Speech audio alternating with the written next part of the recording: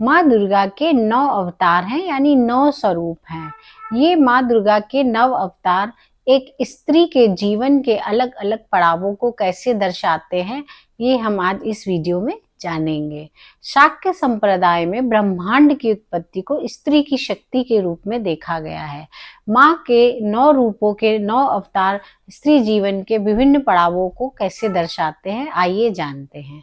प्रथम रूप माँ का शैलपुत्री है। शैलपुत्री यानी शैल मीन्स पर्वत और पुत्री मीन्स बेटी, यानी कि डॉटर ऑफ माउंटेन्स, पर्वत की बेटी। ये एक नवजात शिशु के रूप में, यानी जिस कन्या ने अभी अभी जन्म लिया हो उस रूप को दर्शाती है।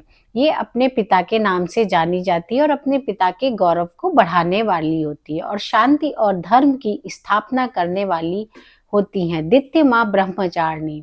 जब एक कन्या बड़ी होकर अपने विद्यालय जाती है, विद्या अध्ययन करती है, विभिन्न प्रकार की विद्याओं का अध्ययन करती है, ज्ञान को अर्जित करती है, सभी प्रकार के कौशलों को सीखती है, ये स्त्री के उस पड़ाव को, जीवन के उस पड़ाव को दर्शाता है।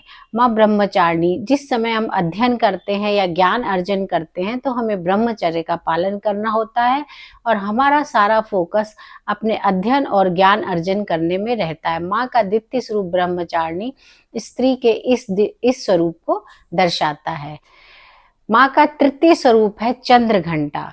एक कन्या या स्त्री जब सभी विद्याओं में पारंगत होकर सभी प्रकार के कौशलों को सीख कर परिपूर्ण होकर आती है तो यह स्वरूप माँ का चंद्रघंटा कहलाता है। यानी वह अपने जीवन में आने वाले सभी संघर्षों, चुनौतियों को स्वीकार करने के लिए, अपने ज्ञान के बल पर स्वीकार करने के लिए तैयार है और सभी प्रकार की बाधाओं से निपटने में सक्षम है और शक्ति से परिपूर्ण है। चतुर्थ स्वरूप है माँ का कुष्मांडा। ये एक गर्भवती स्त्री के जीवन के पड़ाव को दिखाता है। माँ की गोद में एक मटका है। मटके को गर्भ के रूप में देखा जाता है जिसमें शहद भरा हुआ है। ये एक गर्भवती स्त्री के जीवन को दर्शाता है कि जो एक जीवन को उत्पन्न करने में सक्षम है।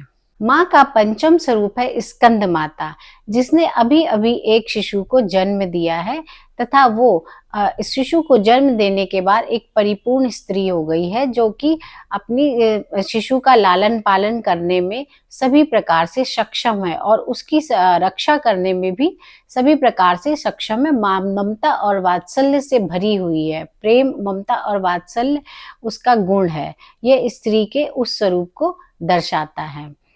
माँ का छठा स्वरूप है माँ कात्यायनी, जो एक स्त्री जब एक शिशु को या एक बालक को जन्म देने के बाद स्वयं में परिपूर्ण हो जाती है, वह स्वयं में शक्तिशाली हो जाती है, अपने शिशु का लालन पालन करने में वह हर प्रकार से सक्षम होती है और अपने शिशु की सभी प्रकार से रक्षा करने में भी वह सक्षम होती है और प्रेम और वात्सल्य से भरी होती है।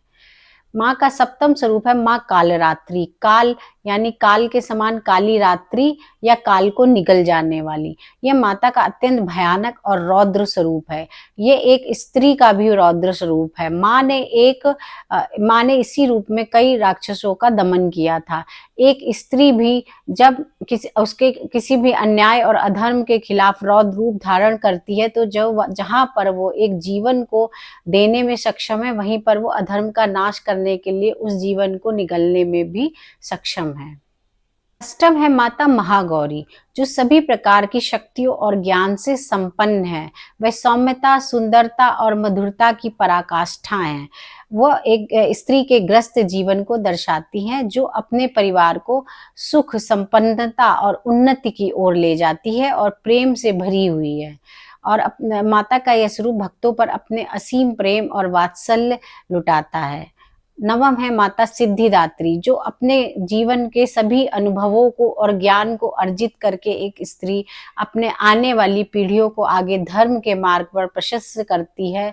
तो इसी प्रकार माता सिद्धिदात्री सभी प्रकार की सिद्धियों और ज्ञान को अपने भक्तों को प्रदान करती है। माता का ये रूप अत्यंत प्रेममय और भक्तों की रक्षा करने वाला है। हरे कृष्णा।